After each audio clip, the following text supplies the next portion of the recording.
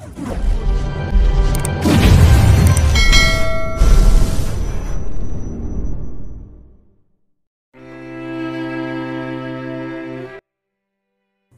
makarating si Zenaya sa klinik ni Dr. Rafael Takayashi, ay agad na bumungad sa kanya si Kit Joaquin na nakaupo sa wheelchair nito at naghihintay sa kanyang pagdating. Nang marinig ng lalaki ang tunog ng pagbukas ng pintuan, hudyat na may pumasok sa loob ng klinik ay agad na napalingon ito. Ginitian ni Zenaya ang lalaki sa kanilapitan. "Nasaan pala si Dr. Takayashi? Bakit hindi mo siya kasama?" tanong ni Zenaya sa binata. Nagulat si Zenaya na hindi makita sa loob ang kaibigan ni Kit Joaquin na si Rafael. Sa pagkakaalam niya, hindi pa rin to kumbinsido sa treatment niyang gagawin. Sa kaibigan kaya palagi itong sumasama sa session nila. Kaya naman naging palaisipan sa dalaga kung bakit wala ito sa klinik nito. May inasikaso siyang mahalagang tao kaya wala siya dito. May tiwala na rin naman siya sa'yo kaya iniwan niya na ako sa pangangalaga mo. Tumango naman sa Zenaya at walang sinayang na oras at sinimulan na ang treatment sa lalaki. Tatawagin na sana ni Joaquin ang assistant nito, kaya pinigilan ni Zenaya ang binata. "Hindi mo na kailangan tawagin ang assistant mo, ako nang bahalang buhatin ka." Saad niya kaya napailing ang lalaki. "Hindi mo ko kaya. Kaya kitang buhatin, magtiwala ka sa akin. Isa pa naging mag-asawa na tayo ay ako naman talagang magbubuhat sa'yo palagi. Sinasanay ko lang ang sarili ko. Sana ikaw din." Putol na dagdag pa na Zenaya. Kita ni Zenaya ang pag-iba ng ekspresyon ni Kit kaya napangiti siya. Halatang nahihiya ito at nagsisimulang mamula rin ang pisngi. Kung tutuusin, kayang-kaya naman talaga niyang alalayan ng binata. Siya naman palagi kasi ang nagbubuhat kay Kit sa tuwing nalalasing ito sa US. Napailing siya at ibinaksi ang naaalala. She relaxed herself and lifted Kit to the bed. Nakita naman ni Kit na nahihirapan sa Zenaya dahil alam niyang sobrang bigat niya, ngunit umiwas lamang siya ng tingin. At nang makahiga siya ay napahinga siya ng maluwag.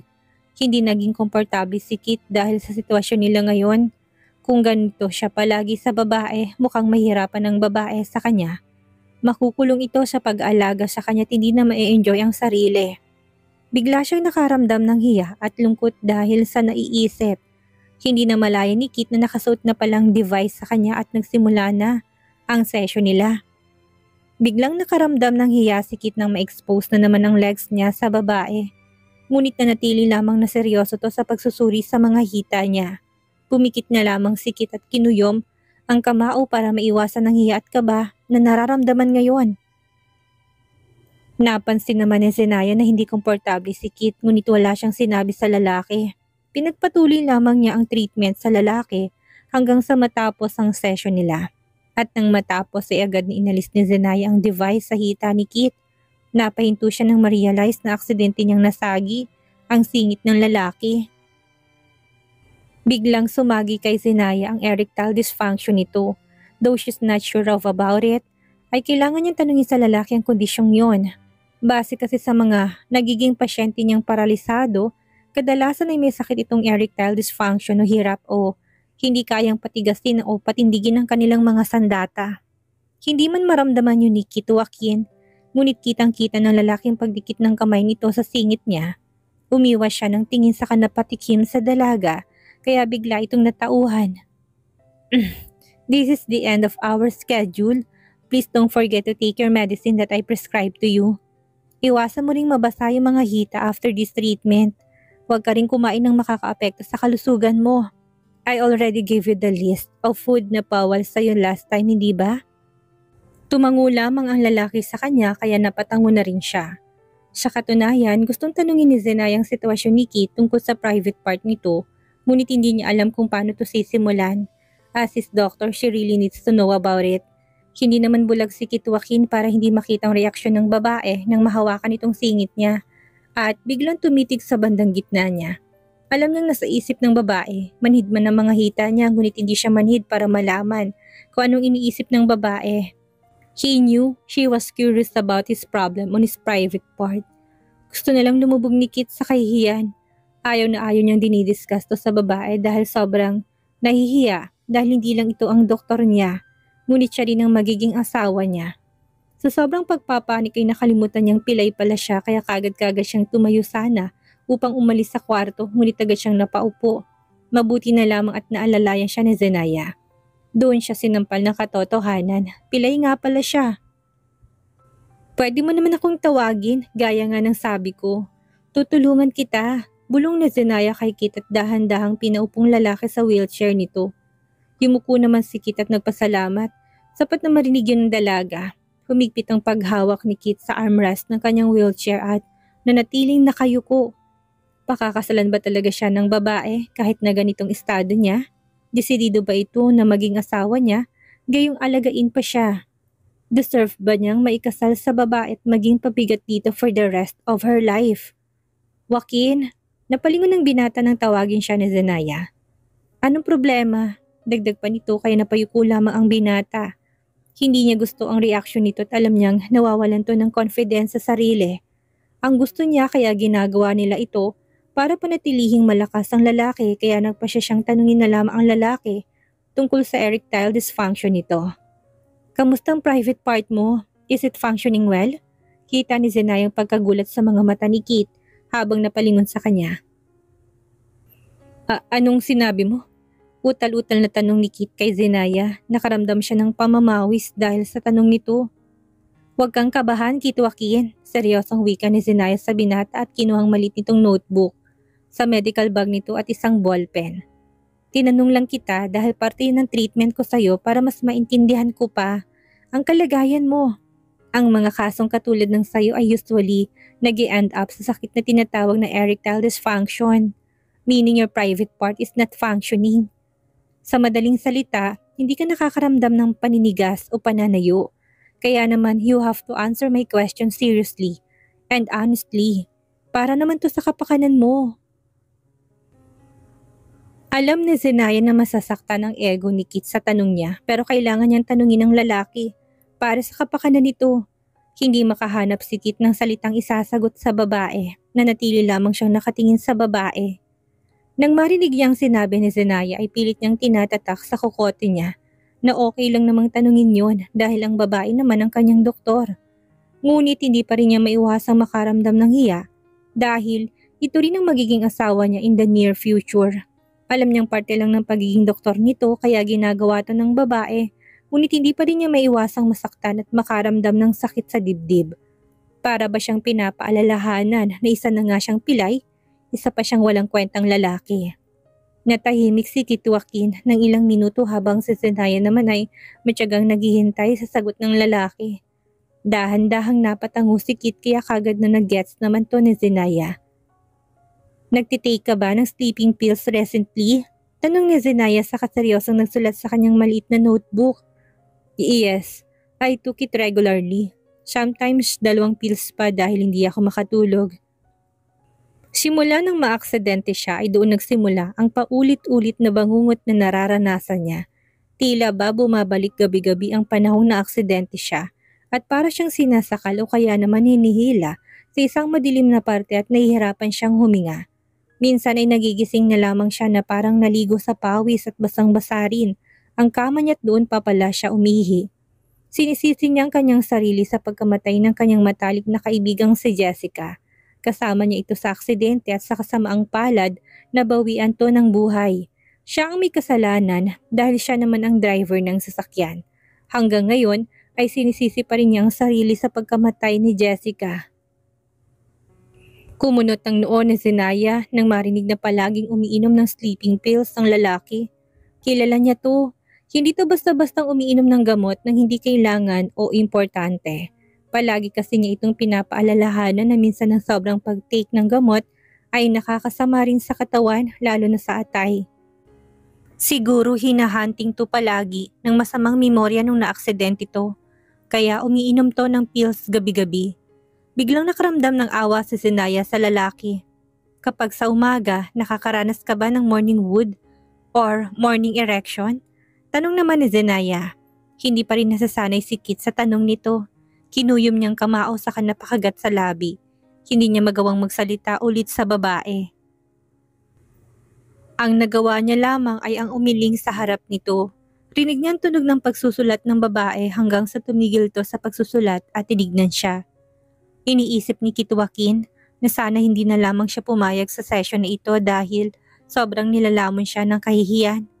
Tanging gusto niya lang ay ang umuwi sa bahay nila at ikulong ang sarili sa madilim na kwarto niya. Nang makita naman ni Zenaya na sobrang nahihiya ng lalaki at hindi na komportable sa tanong niya, ay huminto na siya.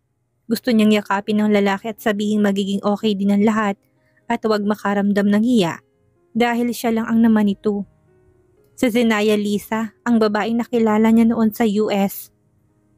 Joaquin, tawag niya sa binata kaya napalingon ng lalaki sa kanya. Hindi na napigilan ni Zenaya ang sarili at napayuko na lamang sa lalaki. Hinawakan niya magkabilang pisngi ng binata sa kaunti-unting inilapat ang mapupulang labi niya sa labi ng binata.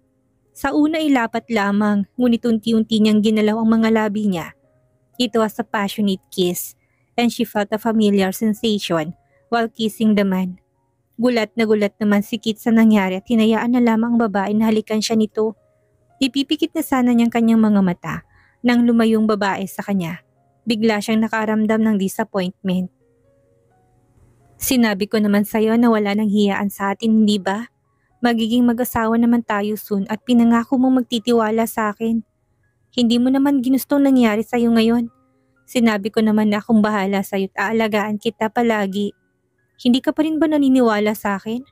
Malungkot na tanong ni Zenaya kay Kit at maluhaluhang tinignan ang lalaki. Nang makitang hindi makapagsalita ang lalaki kagad nagsalita ulit si Zenaya. Kaya ba hindi mo ko magawang paniwalaan dahil isa kong babaeng taga-probinsya lamang at walang alam? Walang sapat na alam dahil nagtatrabaho lamang sa isang maliit na private hospital sa Bicol. Ganon din ba kababang tingin mo sa akin kagaya ng mga tao dyan? Na tangi ang tingin lamang sa akin ng isang mababang uri ng babae? Tanong ni Zenaya habang nakatingin kay Kit na nagpapanik na ngayon. Nagulat naman si Kit nang marinig yun sa babae at maluhaluhang nakatingin sa kanya. Bigla siyang nakonsensya dahil sa inasta. Nasaktan na naman si Zenaya dahil sa ginawa niya ngayon. Hindi ko yan naiisip. Katuwiran ni Kit at nag-aalalang nakatingin sa babae. Para bang ayaw niyang nakikitang umiiyak si Zenaya dahil nasasaktan din siya. Napansin naman ni Zenaya ang pag-aalala ng lalaki sa kanya, kaya napangiti siya sa kanyang isipan. Pinunasan niya ang luha sa kanyang pisngi, ngunit nakita niyang pilit na inaabot ng lalaki ang mukha niya.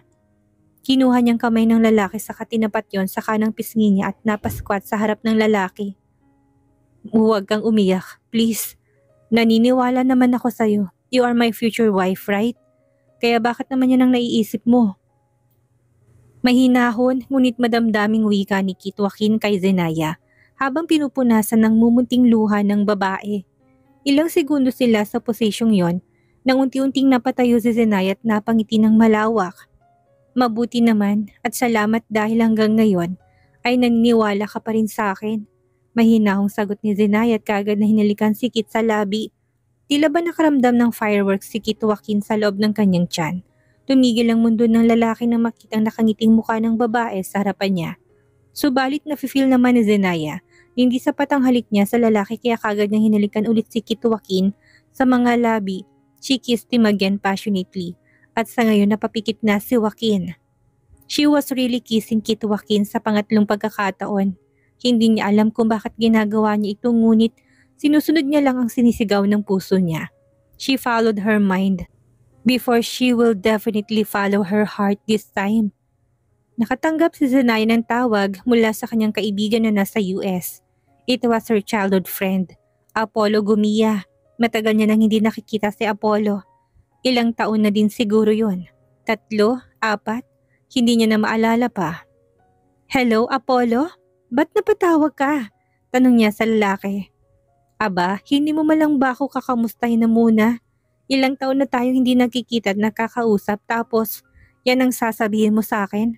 I got hurt, Dr. Miracle. Rinig niyang sagot ng lalaki sa kabilang linya kaya napairap si Zenaya. Hindi ka pa rin nagbabago. Hindi ka naman tatawag sa akin kapag wala kang kailangan. Ano nga, bakit napatawag ka, Mr. Gumia? Tukso niyang saad kay Apollo habang nakangiti ng malaki. Sa katunayan, namiss niya ng kakulitan ng lalaki. Hindi niya alam kung bakit ngayon lang nagparamdam ang lalaki sa kanya. Akala niya kinalimutan na siya nito. Jeez, kilala mo nga talaga ako. Nandito ako sa NAIA. Pwede mo ba akong sunduin dito? Let's have a dinner. May treat. Wait, free ka ba ngayon? Tanong nito. Tinignan ni Zenaya ang kanyang schedule. Wala naman siyang kikitaing pasyente ngayon kaya free siya hanggang gabi. Sige, hintayin mo ko dyan. Nang naputol ng tawag ay kagad na nag-ayos si Zenaya ng kanyang sarili at mabilis na pumunta sa NAIA upang sunduin si Apollo. Inabot din si Zenaya ng 1 oras na biyahe. Nang makarating sa NAIA kung kaya't medyo nakaramdam siya ng gutom. Mahaba-haba ang biyahe rin kasi at may distansyang pagitan ng NAIA sa bahay nila. Nang makapasok siya sa airport ay bumungad kay Zenaya ang daang-daang tao sa harapan niya. Nagpalinga-linga siya at nakita niyang isang matangkad na lalaking kumakaway sa direksyon niya. Lumawak ang kanyang ngiti nang makilalang lalaking yon. Ito was Apollo at may dala-dala tong bagahe. Lalapitan sana niyang lalaki nang biglang may grupo ng babae nagdagsaan sa harapan niya. Napangiwi siya nang muntik na siyang masiko ng isang babae. Dumiretsyong grupo ng mga babae kay Apollo kaya napasimangot siya. Kahit kailan malakas pa rin ang karisma ng babae sa mga dalaga. Kung sa bagay, sikat din itong doktor sa Amerika. Katulad niya, ang pagkakaiba nga lang nila, siya ang nagsilbing isang misteryoso sa mga mata ng madla. Oh my God! Ikaw nga, Dr. Apollo Gumia. Pwede po magpa-picture. Tanong ng mga dalaga kay Apollo. Agad namang pinaunlakan ni Apollo ang mga dalaga. Subalit bago muna yun inapatingin ng lalaki sa kanya. Para bang nagpapaalam ito kung pwedeng maghintay na muna siya ng ilang minuto. Tumangon na lamang si Zenaya bilang sagot. Sanay na siya sa tuwing kasama niyang lalaki. Wait, kasama mo ba si Dr. Miracle? Bali-balita kasi na darating daw to sa Pilipinas ngayong taon. Tanong ng isang dalaga kay Apollo. Tumawa naman si Apollo sa kaumiling sa dalaga. Nope. Sobrang busy ngayon ni Dr. Miracle, kaya hindi ko to kasama ngayon. Rinig ni Zenaya ang panghihinayang ng mga dalaga sa harapan niya. Ngunit nawala naman yon nang ibahin ni Apollo ang topic nila. Kilala si Dr. Miracle at Dr. Apollo bilang isang matalik na magkaibigan. Kaya naman kapag pumupunta si Dr. Apollo, sa iba't ibang bansa iyon ang palaging tinatanong ng mga babaeng nagpapapicture sa binata. Excuse me girls, nandito na kasing sundo ko kaya mauna na ako sa inyo. Paalam ni Apollo sa mga dalaga kaya nagsitanguan naman ang mga to saka nagsitilian habang naglalakad palayo. Nang mapansing wala na sa paningin nila ang mga dalagay kagad na lumapit si Zenaya sa binata. Inakbayan siya ni Apollo saka ginulo ang kanyang buhok kaya napanguso siya. Hindi pa rin nagbabagong lalaki. Every time na nakikita sila ay palaging ginugulo nitong buhok niya. Long time no see, Dr. Miracle. Sobrang na-miss kita. Sambit ni Apollo sa kanya kaya natawa siya ng mahina. Talaga ba?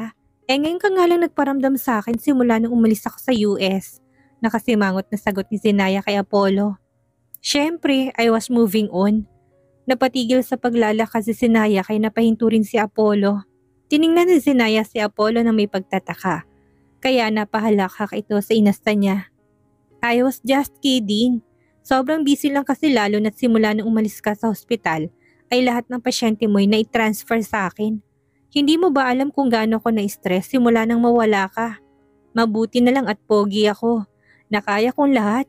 Nakasimangot ngunit mayabang na saad ni Apollo kaya napairap si Zenaya sa kaibigan.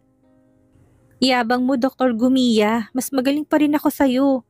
Hindi mo ba narinig kanina? Hinahanap ako ng mga fans mo. Nakangisi niyang tukso sa binata kaya napahalakhak ito. Siyempre, gusto nilang makita ka. Ikaw ba naman ang maging misteryoso sa lahat ng mga tao? Natatawa na nga lang ako dahil naniniwala silang lalaki ang isang Dr. Miracle. Hindi nila alam babae pala. Halakak na sagot ni Apollo sa dalaga. Napapailing na lamang si Zenaya dahil doon. Dahil magkaibigan sila ni Apollo at alam yun ng mga tao, naniniwalang mga fans ni Dr. Miracle na lalaki siya. Oo na lang Apollo. Halika na't ilibre mo na ako ng dinner, 1 oras din ang biniyahe ko at gutom na ako. Wika ni Zenaya sa lalaki, kaya napatango ito. Pumunta si Apollo at Zenaya sa isang 5-star hotel sa Manila at doon nag-book ng hotel muna para sa kanya at doon na rin mag-dinner sa hotel para pagstayan niya. Nakaagad naman sinang-ayunan ni Zenaya dahil nakakaramdam na nga siya ng gutom. Pumunta sila sa isa sa pinaka-exclusive na hotel at ang mga sikat, mayayaman at makapangyarihan lamang na mga taong nagbubuk doon. Kahit nga na tubig sa hotel na iyon ay umaabot ng 500 pesos. Ganun kalupit ang Sanders Hotel. Yes, ang hotel na pupuntahan nila ay pagmamay-ari ng mga Anderson. Nang makapasok sila sa malaking building ay kaagad na sinalubong sila ng 5 receptionist para i-welcome sila. Tumango lamang sina Zenaya at Apollo at agad na nag-book ng kwarto. Nang lalaki saka pumunta sa isang sikat na restaurant sa building. Order what you want, sky is the limit, wika ni Apollo sa kanya kay napangisi si Zenaya. Aba, napakagalante mo ngayon Mr. Apollo Gumia. Anong nakain mo't nagbago ka na? Tanong ni Zenaya kay napangiti lamang si Apollo sa kamay na alala. Well, binago lang naman ako ng dating pasyente. Kaya ako narito dahil sa kanya. Nagulat si Zenaya sa kinuwento ng lalaking kaibigan. Hindi basta-bastang uuwi si Apollo ng Pilipinas kapag hindi ito importante. Nasa US na ang buhay at karir ng lalaki, kaya naman labis ang kanyang pagtataka kung bakit umuwi ito ng Pinas. Yun pala dahil sa babae.